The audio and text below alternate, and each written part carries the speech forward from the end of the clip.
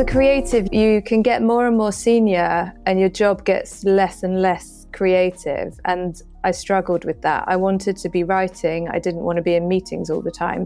Connections have played probably the key part in my career, because without them, I don't know how much work I'd have. All of my work so far has come through someone I know or word of mouth.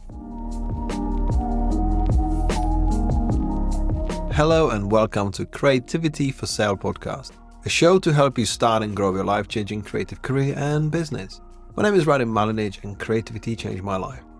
You see, I believe creativity can change your life too. I even wrote a book about it and it inspired this podcast. I've set out to interview the world's most brilliant creatives, designers, writers, musicians, makers and marketeers about their life-changing experiences with creativity. If you ever wanted to know how people go from their humble beginnings to the pinnacle of their success, our conversation should provide you with an intimate look into triumphs, challenges and untold stories behind their creative endeavors.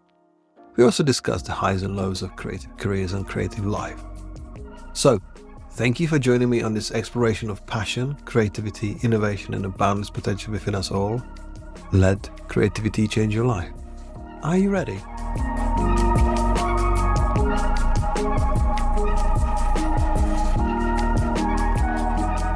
Today's guest is one of the most sought-after tone of voice talent, working with the ever-expanding roster of clients of the biggest names in the film, streaming and entertainment industry. Her recent launches, brand relaunches and campaigns include work for Spotify, Netflix, IMAX and Sony Music. She's a true devotee to the copywriter's craft and copywriting community. It's my pleasure to introduce Vikki Ross. Hi Vikki. Welcome to Creativity for Sale podcast. It's my great pleasure to have you on. I'm excited to speak to you about you and your career and actually have a chance to speak to you properly, because it's been a while since we've known about each other, we followed each other's work, and now finally we get to speak. So I want to start with a question that will potentially take you back a few years. Do you remember the first piece of paid work that you produced? Well, I don't remember the specific piece of work, but I remember the project, and it was I was working on the launch of Now TV at Sky, which is now called Now. I had been working at Sky for 2 years and I reluctantly handed in my notice because as a creative, you can get more and more senior and your job gets less and less creative. And I struggled with that. I wanted to be writing. I didn't want to be in meetings all the time. So that's why I reluctantly handed in my notice. But I got really lucky because, as the story goes with most freelancers, Sky became my first client. They asked if I could basically carry on working with them, but on my terms. And it was at the time that they were working on bringing out Now TV. So I probably did that for about a month in the Now TV brand team, worked on the tone of voice and all the key messaging and the launch comms. Wow. Now TV. Yeah. I mean, there should be some conversations about their UI. It's just their app is never interesting. I know. This is a questionable thing, but they've got good programming, so that's why people stick to it. It's true. I mean, it's like Netflix. All of the apps, actually. I've worked on loads of the TV apps, and none of them are easy to use or enjoyable to use, but they've got the programs or the films, so they get away with it. It's a bit like a syndrome. So you mentioned tone of voice and entertainment. How did you actually get into both of these things? Because did you have a plan? Was it targeted that you wanted to work in entertainment and tone of voice? Or how did that come about? I should probably tell you now that I have never had a plan for anything. It's all just happened. But how I got into it, well, coincidentally, my first ever job as a copywriter was in a tiny direct marketing agency that wrote reader offers in the national press for the entertainment industry. So one of the first things I wrote was a reader offer for Titanic, the movie, on video. So that's going back a long time. But then after that, I ended up in beauty for 8 years. And I thought I'd never leave beauty because, as to be stereotypical, as a woman working on lotions and potions, it was, something that I really loved. But I love TV more.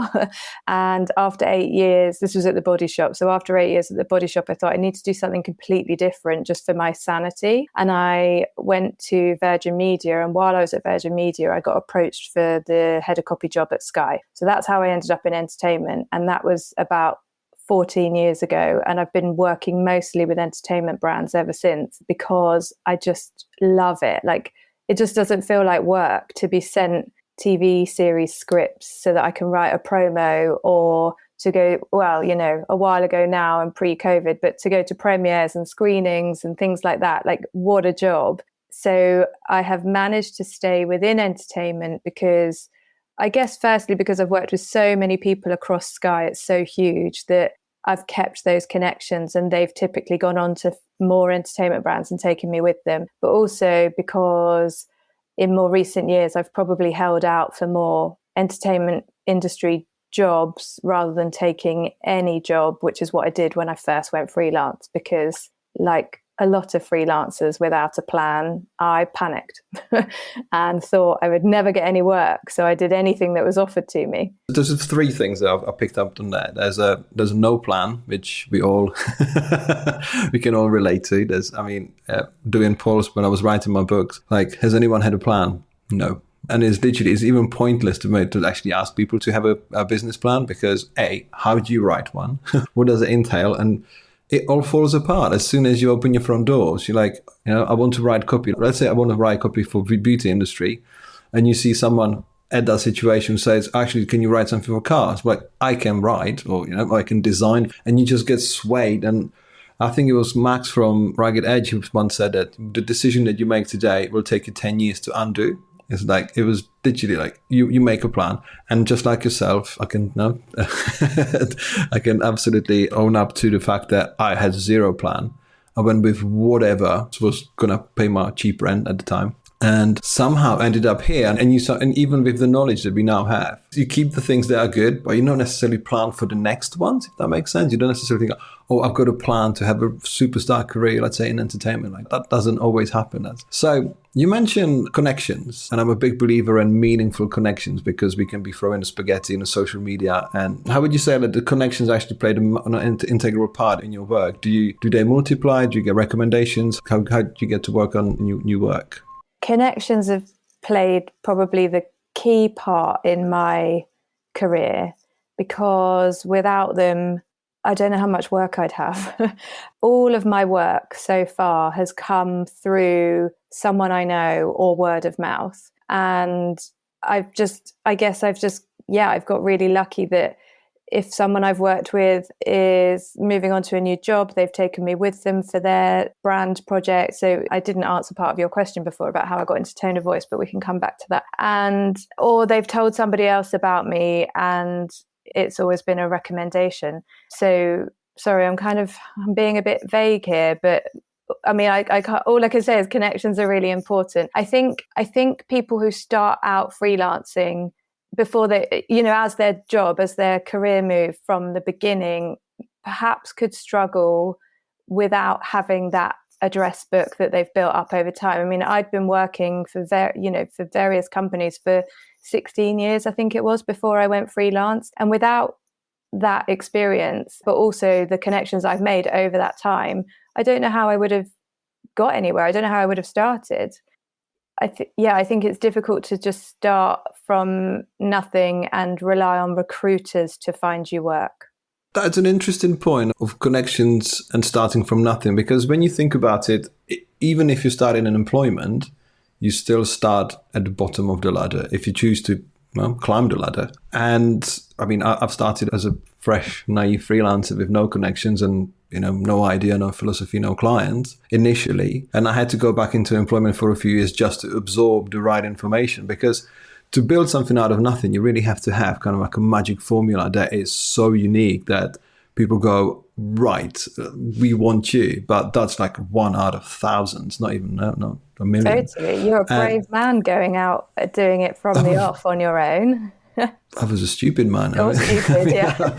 But I was definitely fascinated with what I could do, because I At that time, I used to live in a place called Southampton. I came to England as a music producer, as a journalist, music journalist. I was all about music and music covers. I mean, and flyers, posters, and all of that stuff was something that appealed to me, what I wanted to do. And I found myself amongst the people who were freelance designers. I was like, what's this freelance stuff? How can you do this? And because it all of a sudden felt, the freedom was the four-letter word in freelance was for me like the massive part, because I came from a background where I was always doing something. I was always busy. I literally finished my higher education and decided to go to England just to have for a laugh, have a fun, just to buy some records. And I've been here for 24 years now.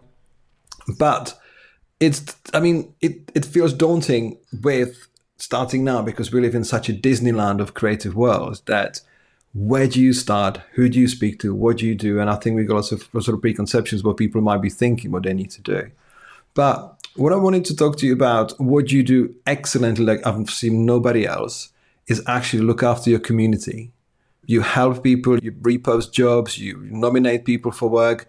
This is something that is almost unheard of in a design world, a creative world. You get like the exceptions, but everyone, as you said, everyone feels anxious when they start. Like everyone tries to be protective of their patch. And what do you do? Like, there's work, go and get it, just go for it. And how did that come about? That must have come from a place where you feel comfortable, because everyone would be hanging on every job thinking, we're going to do this. We're going to get someone else to do this for us. So did it come naturally to you? Like, how do you do it? And where do you find the time?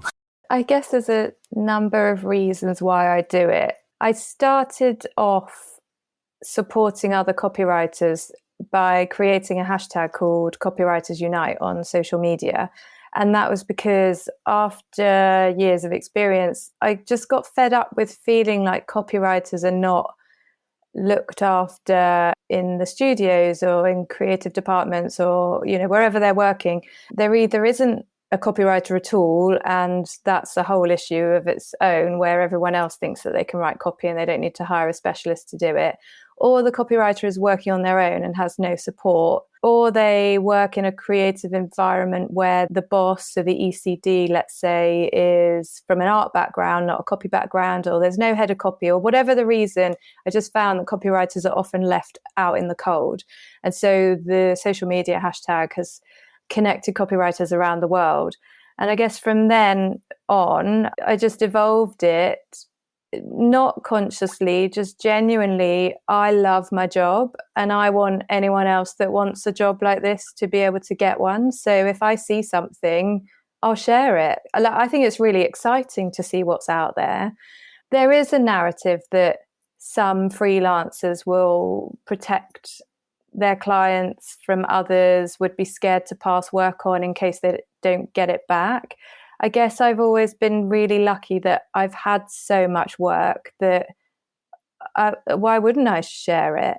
Also, if I can't do a job with a client, I don't want them to be stuck or to go with someone and it won't work out. I want to recommend someone to them. So I just don't think about it. It's second nature. Why wouldn't we help others? Where do I find the time is another question.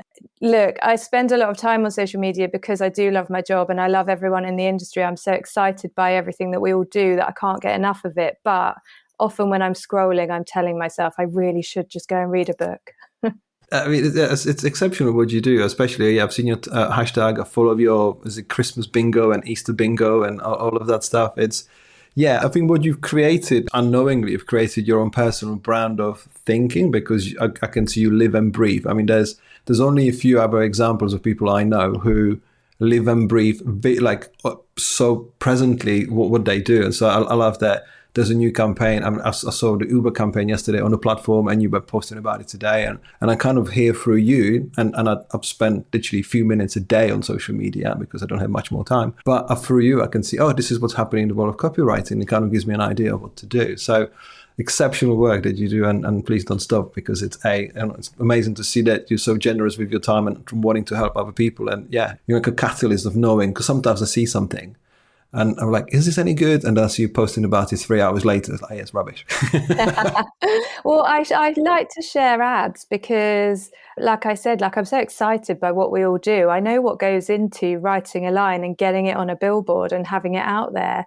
And like, I want to celebrate that. I want everyone else to see what copy can do in the work. And I guess that feeds into respecting copywriters and valuing them and employing them to do the job. How does one go from, I know you were, in a young age, you were inspired by magazines and you started doing writing. How do you get to tone of voice? I mean, and that's one question. And how do you get people to understand that they need a tone of voice? How did I get to tone of voice? I think it was probably the biggest education of it for me was probably when I went to Virgin Media, because they have such a strong brand personality and distinctive assets. That's where I really understood the value of it, and also how important it is for it to be consistent in everything, even right down to, I remember there, instead of saying terms and conditions on their website, they said the legal stuff. And then when I went to Sky, I copied it and called our terms and conditions there the legal bit. So that's where I first sort of really learnt about it. And then I went to Sky as head of copy in the brand team at a time where they were rebranding and they wanted a new tone of voice. So I worked with design and branding agency Venture 3 on all of that. And I think it was just something that came really naturally to me to find a way for a brand to speak, and also to be able to write guidance on what that looks like for other people to execute. And I guess, like they say, the rest is history, because I now specialize in branding and tone of voice in the entertainment industry mostly. So this year I've been working with IMAX and ITV and ITV Studios. And every time I do something different, I think some people think there's a template, but each brand is unique. So every voice should be unique and every process of creating it should be unique. And like at school, I was always really good at the stuff that I liked. And I really like having the responsibility and the honor of creating a voice for a brand. That's amazing. Do you find how much of a battle is it to establish a tone of voice? Because obviously I come from a branding background, and sometimes it's what people don't know is when you show them, like, okay, you know what? You can actually be this, where your ceiling is, we can raise it twice as high, or we can do this, or we can just, being curious and being sort of ambitious, you can always find something different. But how much of a battle is it to give the right tone of voice? That's question number one. And how much of a battle is it actually to get people to follow your tone of voice guidelines? Because again, knowing from branding and creative work, people like to invent lots of stuff because they're a good creative job. So yeah, both sides, how does it work? Yeah, I guess a lot of people do think that branding is a nice to have and we'll do it if we've got a bit of time and money, but that's obviously not the right approach. In answer to your first question, again, I'm lucky. I work with people who come to me because they value branding and tone of voice, so they want me to do it. So it's not a battle if they've come to me asking me to do something. But making sure that they then execute it consistently over time can be difficult, because there are people, you'll often be in a meeting where someone will say, oh, we don't need our tone of voice for this bit. You need your tone of voice in everything. I always say your tone of voice is as important as your logo, and you put your logo on everything, so why wouldn't you use your tone of voice in everything? We recognize brands because of what they look and sound and feel like, and if you take one of those elements away, then you lose that recognition and familiarity with customers and even fans. I really like when people find their job easy, so I try to make everything easy. I don't have any formal training in any of this. I didn't go to university. I didn't go to ad school. I didn't study anything. So everything that comes from me, I think, is just like on the level of a normal human being. I'm not saying, I'm not, whatever, we can get into identity crisis later. But I talk to people like we're talking now. I explain things in, I guess, normal everyday terms rather than marketing jargon. And I think that helps. And I think that my guidance is just always easy to follow because of that. In terms of ongoing consistency of the execution. I typically have really good relationships with my clients, so I don't feel like I can't sort of 6 months down the line get back in touch and say, I saw a social post that went out and it's not quite on brand. Here's what I would have done. And they're always really appreciative of that, because sometimes they've just lost their way, forgotten, got caught up in a moment and just needed a little reminder. But equally, I do that when it's good as well. Like, I will get in touch and say, I've saw this and I love how you've implemented the tone of voice. And they're always, again, really appreciative, like, glad you noticed. And they then pass that on to the rest of the team involved. And then that gives everyone motivation to keep going because they're doing the right thing. Extra brownie points when you look out for your clients. And that's exciting to see that you do that, because it's easy to give clients guidelines, in our case visual guidelines, and 6 months down the line it's like, what happened? Well, I've got that at the moment. Actually, I worked on the launch of ITVX last year. It was an intense job writing the tone of voice guidelines, not just for ITVX, but updating the tone of voice guidelines for every other brand within the ITV family at the same time. And then a couple of times this week I've been out and I've seen ads for ITVX, and I really like them. They're great. They're really fun and they're eye-catching. They're massively off-brand, but this was exactly a year ago that I worked on the guidelines. So anything could have happened between now and then. They could have new guidelines and I'd just be really interested to see them. That's the other thing. I'm really nosy. I think that's what keeps me going in my job. I want to know what everyone's doing and I want to be involved. So if you could, for example, talk about, let's say, the example of ITVX, because you mentioned it was an intense job and it must have been lots of people involved in it. How long does it take from you being approached to actually seeing the work done? How much time is there involved? Because sometimes it's ready, steady, go mental, and usually you get as much time as you be given. But to do great work and to actually, to get the right research, interviews and that kind of stuff, how long does it take? Like any answer to a question about creativity, it depends. Typically, a brand project doesn't, like if it's a rebrand, it doesn't always need to be done to a time. It's just something that the company are working on in the background. So we could be working together for 6 months to a year.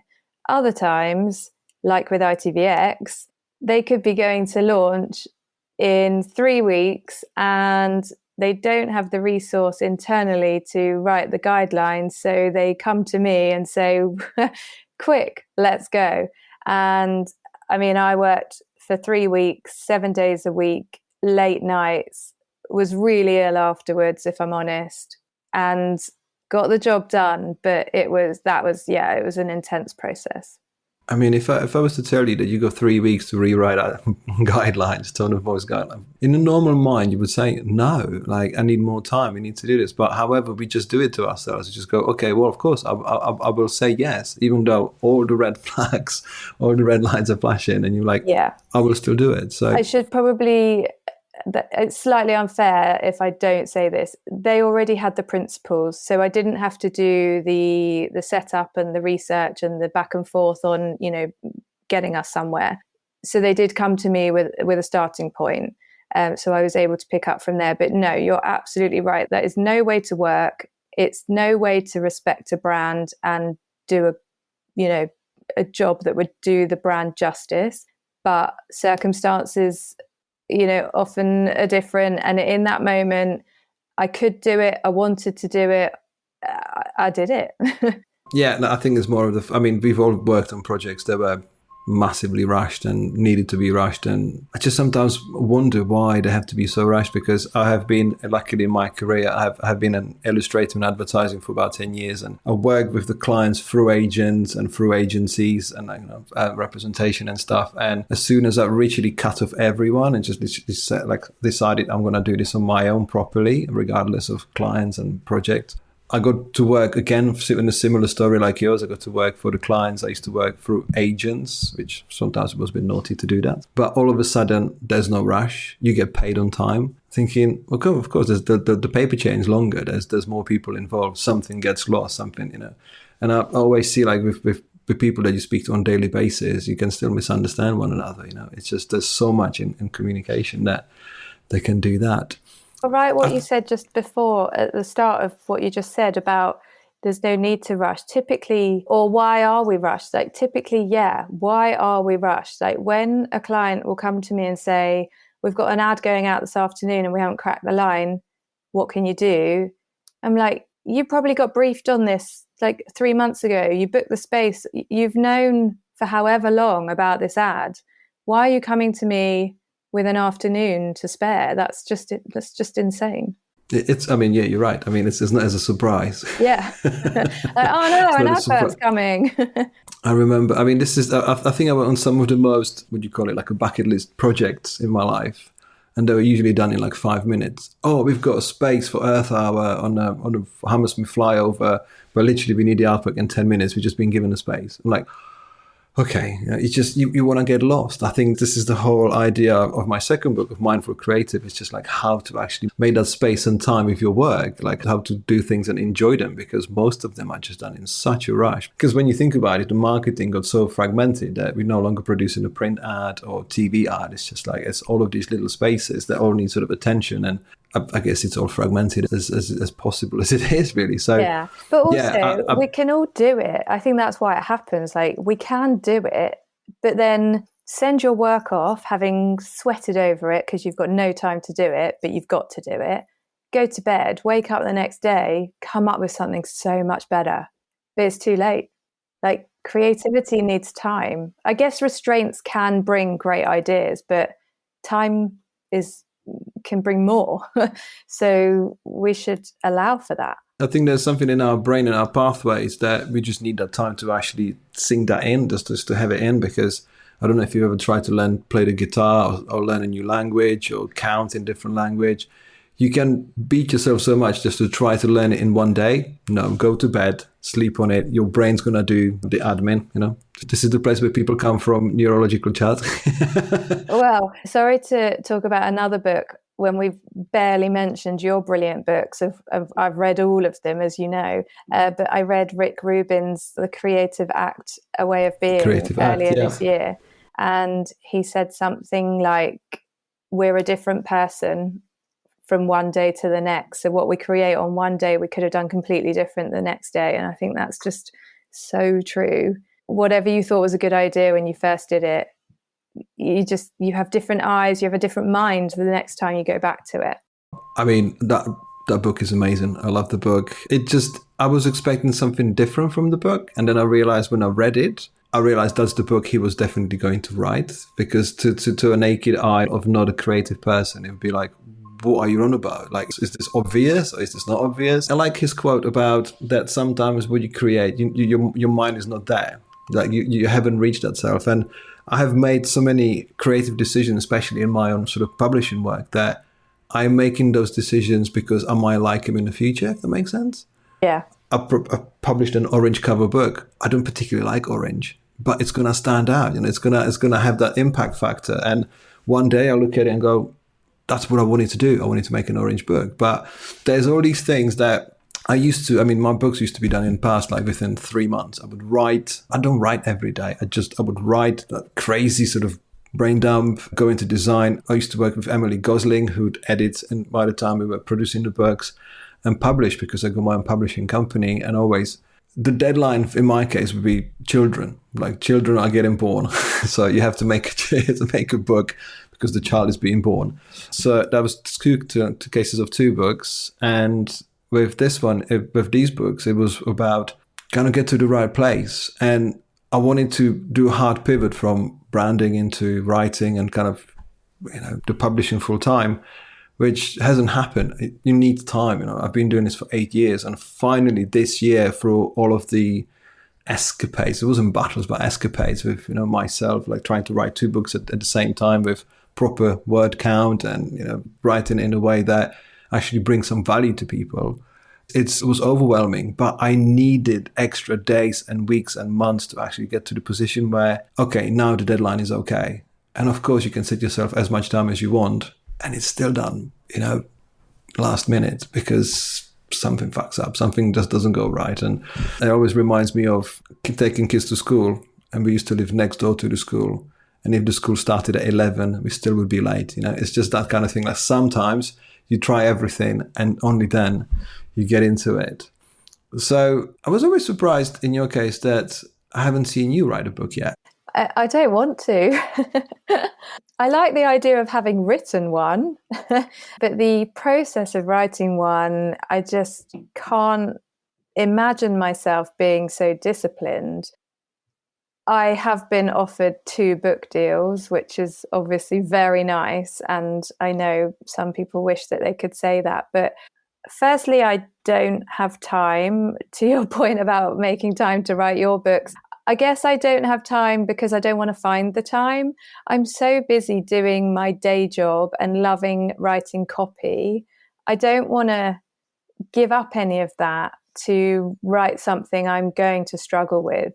Like, long copy is not my strength at all, and that's how I look at writing a book. I do have a number of ideas for a book, and one of them is to write basically in a paragraph at a time, breaking the idea down. I never say never, but at the moment I don't have a book in me. I've never had a book in me. I've never wanted to write a book. A couple of years ago, when I was offered the first book deal, I went away and thought about it, and I thought, well, I could be like Ernest Hemingway, and I could book myself 3 weeks in the Caribbean and go and just write something. And I told my husband, and he said, if you want to go to the Caribbean, just book a holiday to the Caribbean. What? Like, you don't want to write a book. You're trying to find ways to make it more appealing. So yeah, not yet.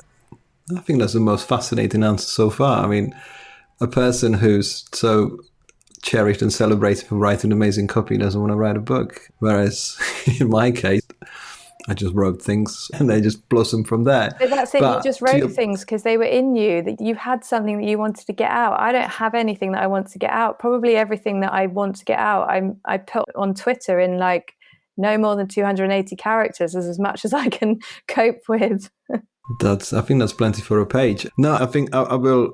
Not that it's my life's mission to make you happen, but I think that there is book in you and will make you happen.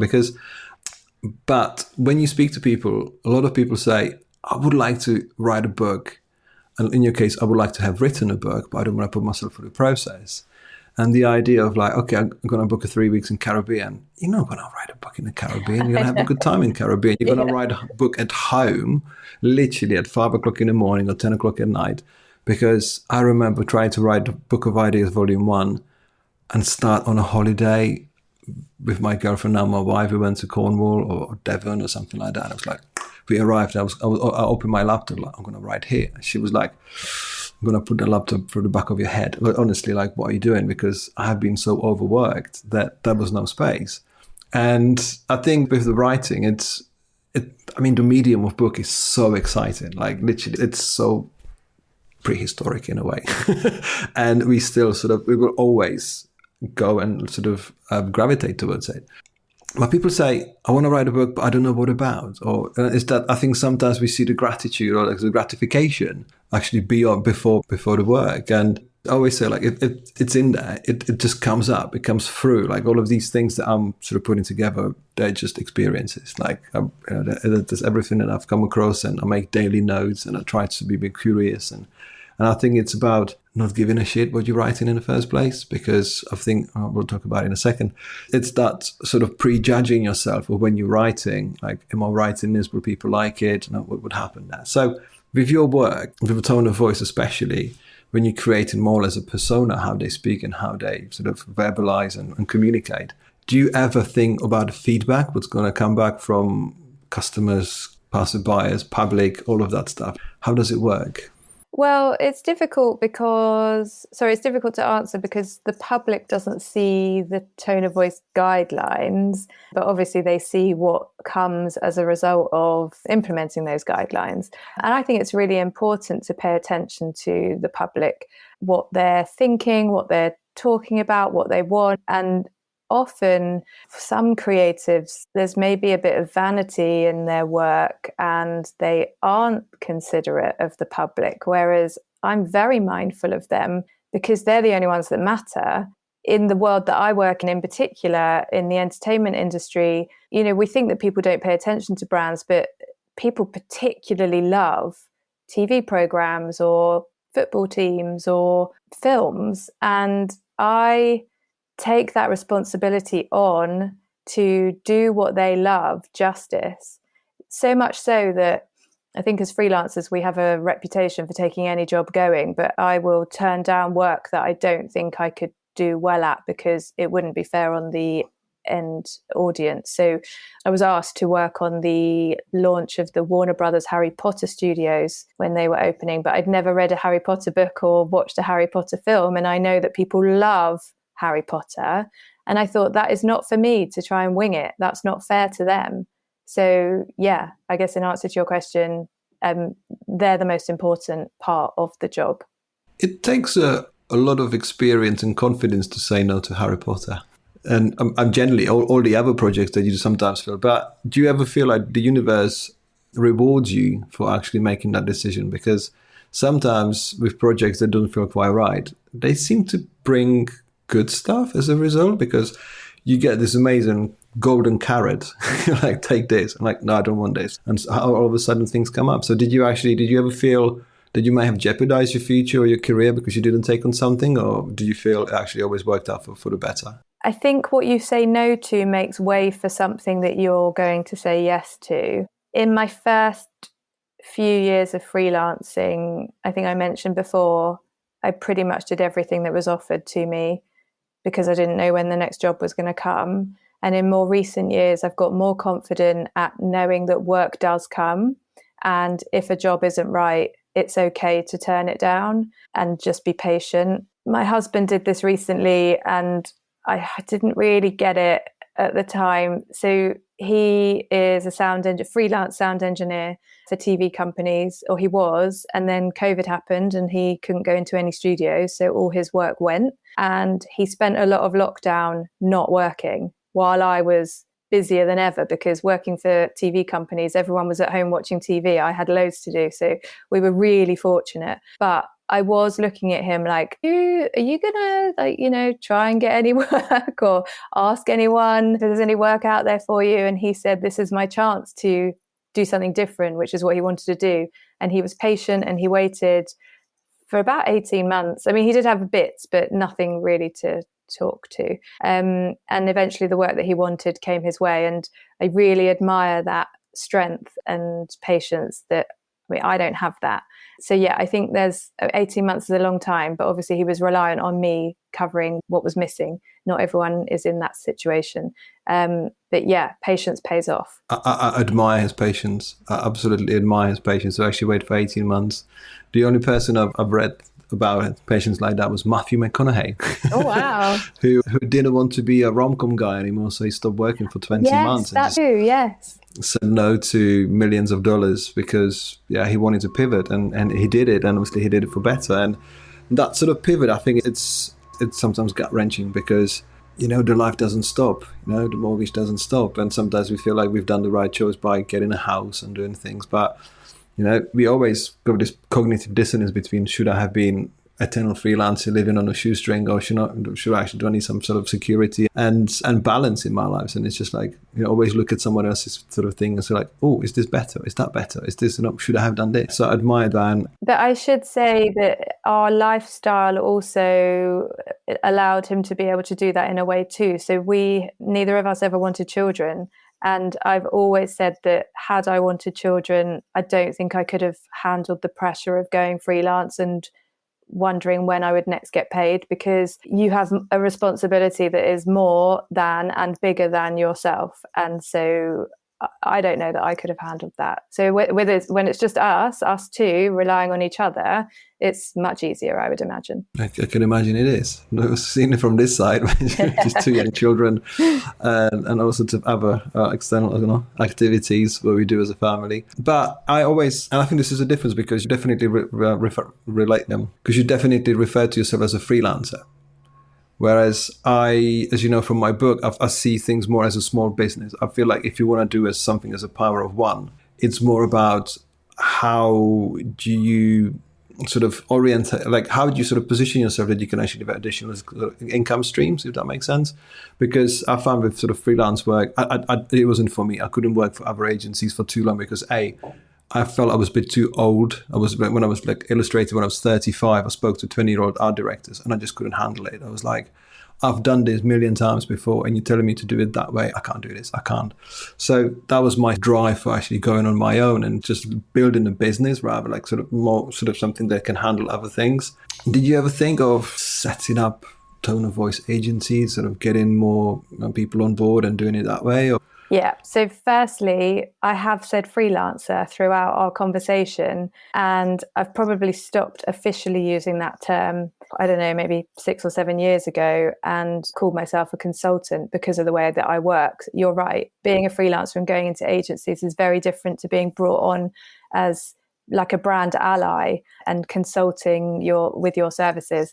And yeah, I can tell you stories, like we could compare notes on being a freelancer in an agency and just being massively disrespected because of that word. There was one agency I worked in where I had to ask if I could go to the toilet because I didn't have a desk or a pass to get between doors, and I was sitting in reception on my laptop and it was just ridiculous. And I was thinking, yeah, this is not for me. Whereas consultant much better represents my level of experience and the relationships that I have directly with leadership teams in big companies around the world. I never came up with a way of promoting or positioning myself, I guess, which comes back to, you mentioned personal brand before. I don't have a personal brand. I'm just me. And I know personal brand means lots of different things to lots of different people, and some people like it. But when I see on social media people trying to work out what their personal brand is and then curate it and live up to it, it seems like so much work when, yeah, just be yourself. That's your personal brand.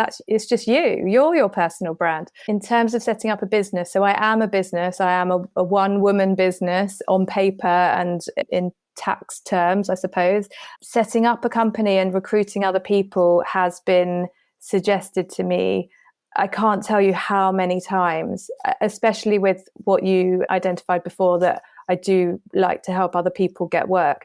Why wouldn't I set up an agency, a writing agency, and recruit others? Well, probably for a similar reason to the pressure I think I would find myself under if I had children.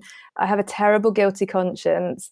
I don't think I could handle the pressure of being responsible for other people's careers and earnings in a way that would be healthy for any of us.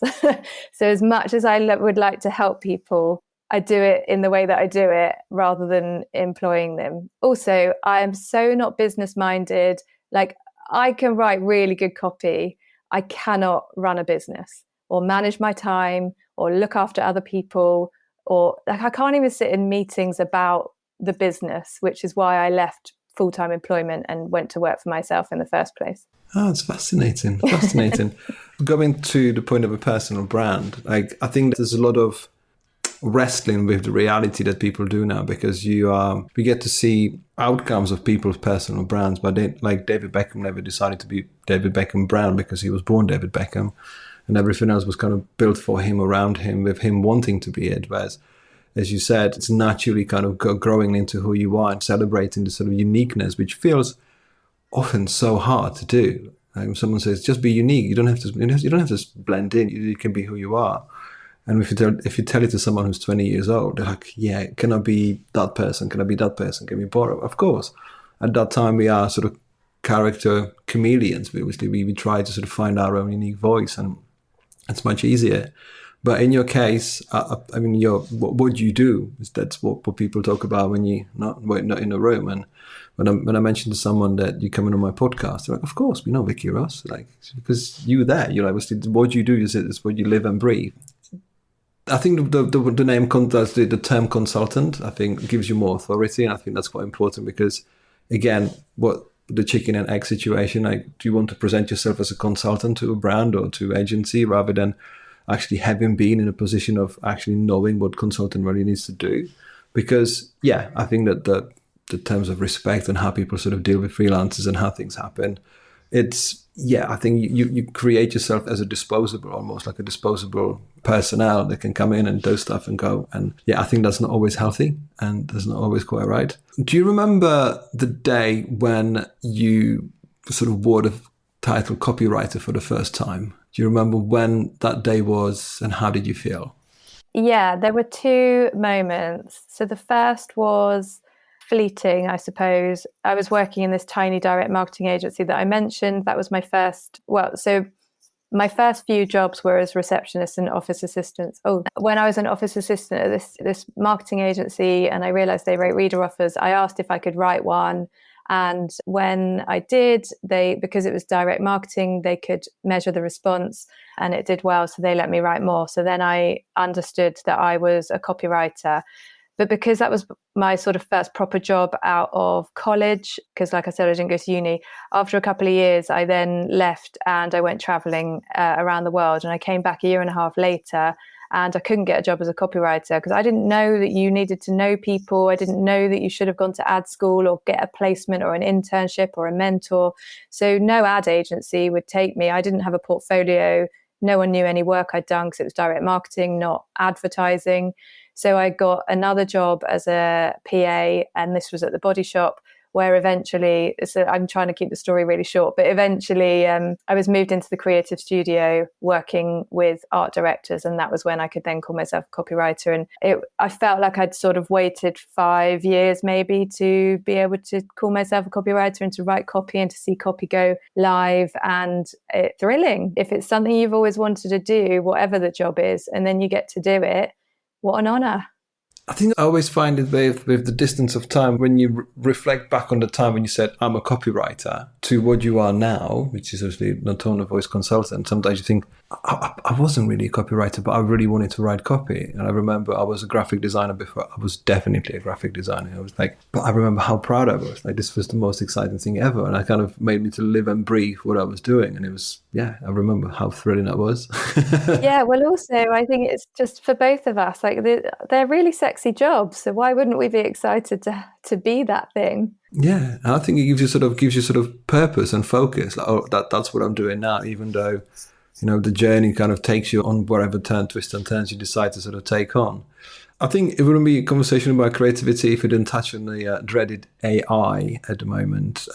How do you find it? And what do you think? Is it unformed sort of chaos, panic? Do people panic for no reason? Because in my opinion, I look at it and you can see the people who are winging it with AI, and you can see what AI can do right now. And it's a calculator on steroids. It's not necessarily the tool that will replace people, because I don't use it much. I had a look what it can do, and you ask it 5 different questions. It gives you the same templated answer. We're like, well, okay, we'll stop there, shall we? So I know that obviously everything new causes chaos. Like when Kindles came out, we thought it was the end of books. When internet came out, we thought it was the end of books. There was always meant to be end of something. It never was. It was only an addition. So I don't think you're worried about AI personally yourself. And is it something that people should look out for, and sort of how should they think about it? Because you don't worry about it. So for what reason why people shouldn't worry about it? I don't worry about it because I'm not interested in it for a start. Like you, I've given it a go. I got bored very quickly. In loving my job, I want to do every part of it. And in outsourcing any of it, that just takes away the bit of my job that I like. So why would I do that? I don't think it could necessarily write tone of voice guidelines in a way that a non-copywriter could pick up and understand and know how to then write a piece of copy that is bang on brand. I just don't think it could provide that level of execution guidance.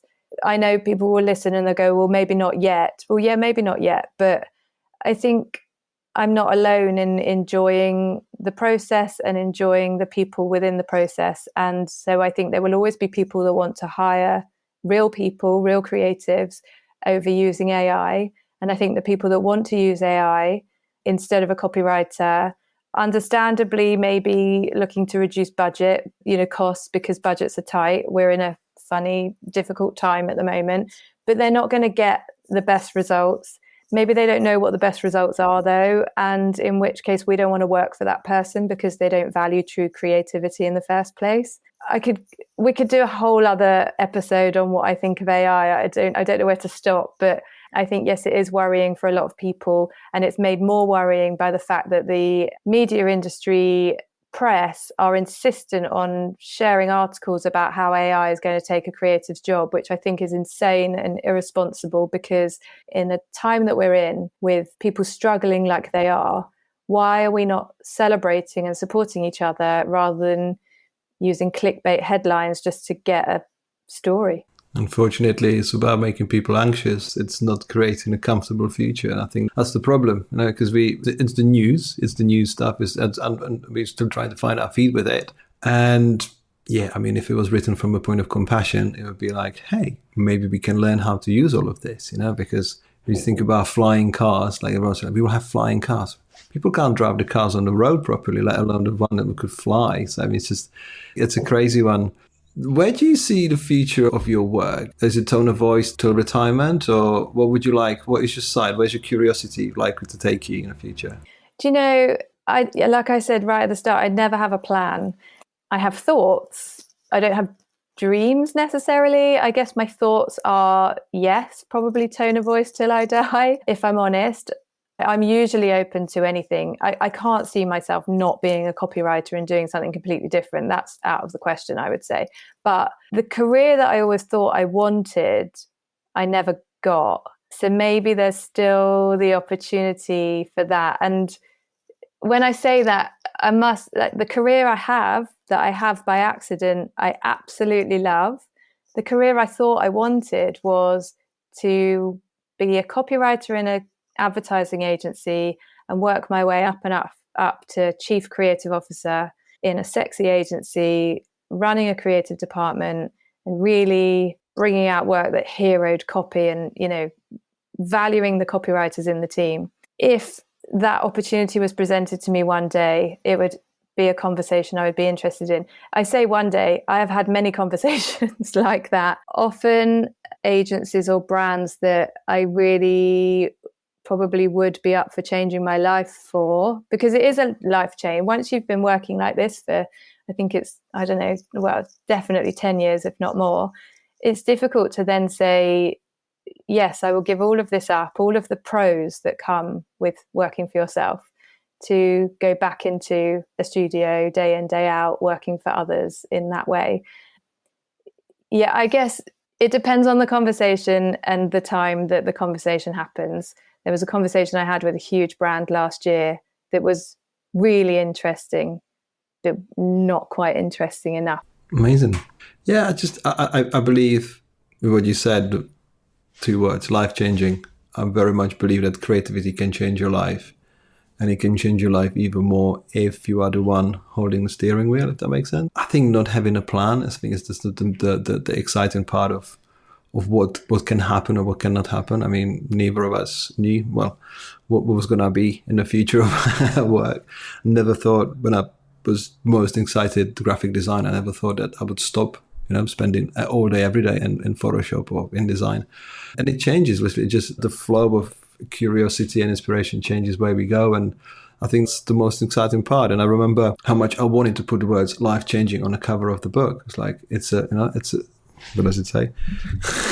It says how to start and grow a life-changing career and business. And I think that sort of kick up the ass, or just sort of pep talk, like, hey, look, if you actually do something, you never know what might happen. Because I've done talks for these at universities and festivals so far. No one wants to be self-employed.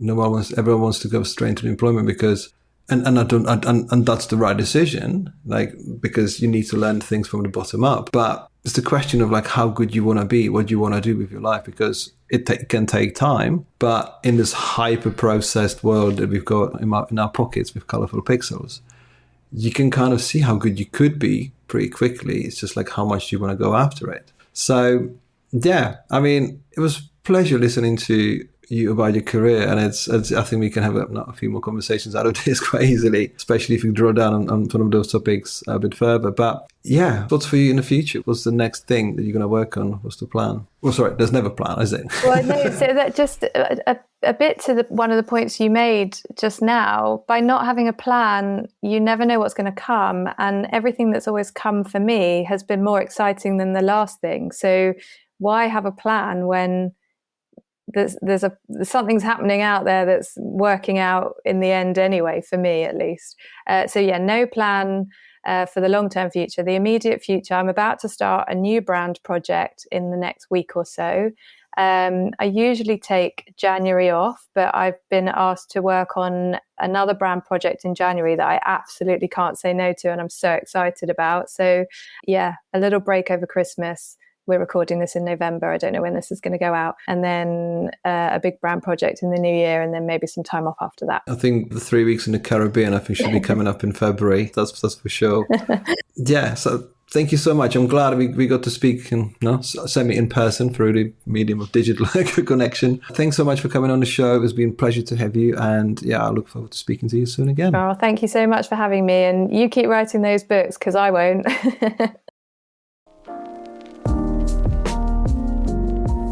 Thank you for listening to this episode of Creativity for Sale podcast. The show was produced and presented by me, Radim Malinic. Editing and audio production was masterfully done by Neil Mackay from 7 Million Bikes Podcasts. The music was written and produced by Robert Summerfield. If you enjoyed this episode and would like to support the podcast, please subscribe and leave a rating or review. To get your own action plan on how to start and grow a life-changing creative business, you can get a copy of Creativity for Sale book via the links in show notes. As always, keep those creative fires burning, and until next time, I'm Radim Malinic, your guide through this exploration of passion, creativity, innovation, and the boundless potential within us all.